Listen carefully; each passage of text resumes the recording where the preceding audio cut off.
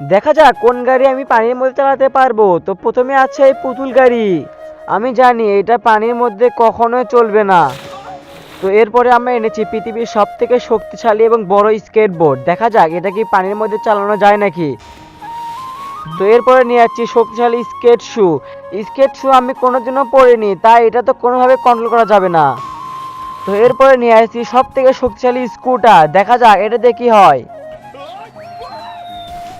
তো তারপরে আমি নিয়ে আছি আমার ছোট ভাইয়ের সাইকেল। এটা যদি আমি পানিতে চালাতে পারি তাহলে তোমরা ভিডিওতে লাইক করবে।